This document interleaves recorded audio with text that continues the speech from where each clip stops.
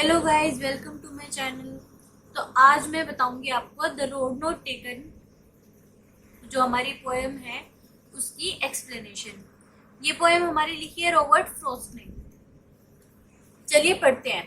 This well known poem is about making choices and the choices that shape us.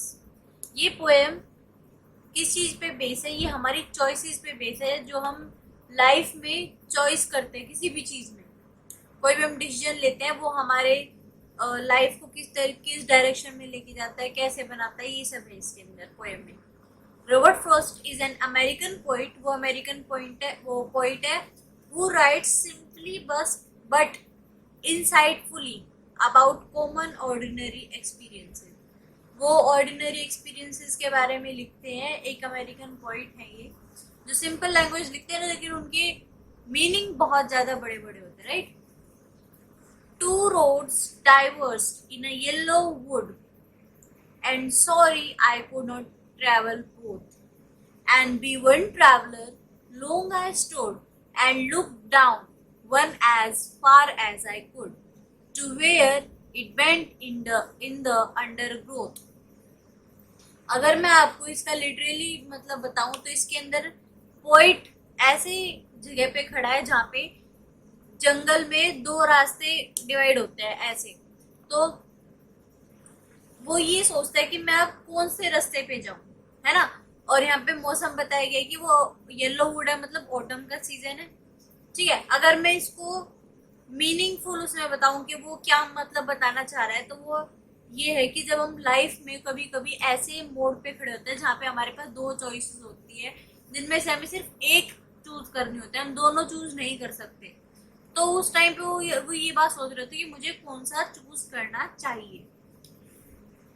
Then took the other just as fair, and having perhaps a better claim, because it was grassy and wanted wear. Though as for that the passing there had warned them really about the same.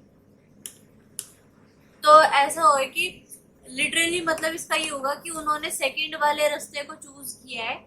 और वो ये बोल रहे हैं कि मैंने उसको choose क्यों किया, क्योंकि वो ग्रासी था और उस पे ज्यादातर लोग मतलब कोई भी नहीं गया था, क्योंकि वहां पे मतलब सारे ग्रीन ग्रासेस थी ना, तो वो पैर से किसी से चिपटी हुई थी और ना ही उसमें मतलब ऐसा लग रहा था कि कोई इस रास्ते से गया है।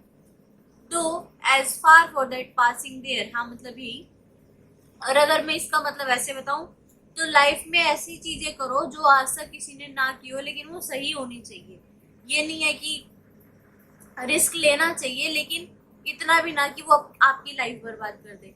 बट इसमें ये बात बताई जा रही है कि ऐसा यूं नहीं है कि कोई अगर आपको बोले कि नहीं इस रास्ते पे जाओ, इस रास्ते पे जाओ, जो आपका मन करता है, जिसमें आपको सही लगता है, वही चूज करना चाहिए। ठीक है। And both that morning equally live in leaves no step had trodden black. Oh, I kept the first for another day, yet knowing how many leads on to way, I doubted if I should ever come back.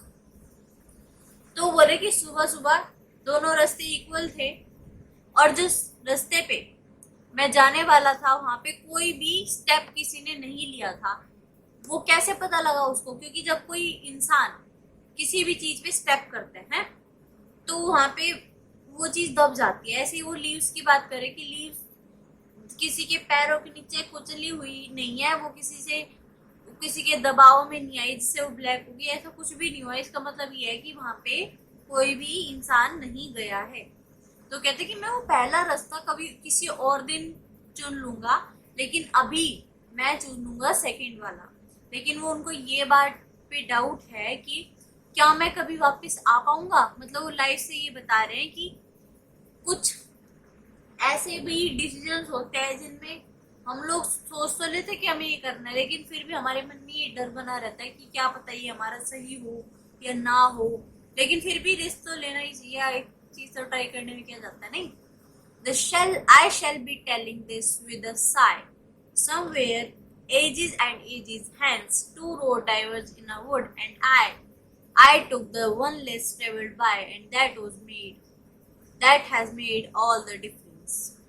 तो ये बोल रहे कि जब कभी in future में मैं किसी को बताऊंगा तो मैं ये बोल बहुत गर्व से बोलूंगा कि मैं जब दो रस्तों जो दो रास्ते हैं वो नहीं मतलब डाइवर्स हो रखे थे और उसमें से मैंने उस रास्ते को चुना जिसपे बहुत कम लोग चले थे, उसी ने मेरी लाइफ में बहुत बड़ा डिफरेंस क्रिएट किया है।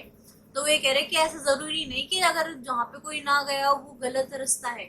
वो ये कह रहे हैं कि जहाँ कोई नहीं गया क्या पता वो आपका सही डिसीजन हो, और क्या पता आप कभी फ्यूचर में आप किसी को बताओ कि भाई मैं ऐसे मोड़ पे खड़ा था जब मेरे पास दो ऑप्शन थे और जो मैंने वही चुना जो मेरा मन करा, जहाँ पे कोई नहीं कह रहा था मेरे को जाने के लिए, मैं वहां गया। और आज मेरी जो भी लाइफ में कुछ भी जो मैंने अचीवमेंट किया है वो सिर्फ उसी वजह से हुआ। बहुत अच्छी पोएम थी, थैंक यू। अगर आपको मेरी वीडियो पसंद आई तो वीडियो को लाइक करना, चैनल को सब्सक्राइब कर देना और कमेंट करके बताना कि आपको इसमें कौन सी चीज जो आप रॉबर्ट फ्रॉस्ट ने बताई है उसमें कौन सी चीज पसंद आई है। और सो सॉरी मेरी ये वीडियो बहुत लेट आई है, पर बट मैं प्रॉमिस करती हूँ कि आगे से मेरी वीडियो सारी टाइम पे आएंगी। Bye bye.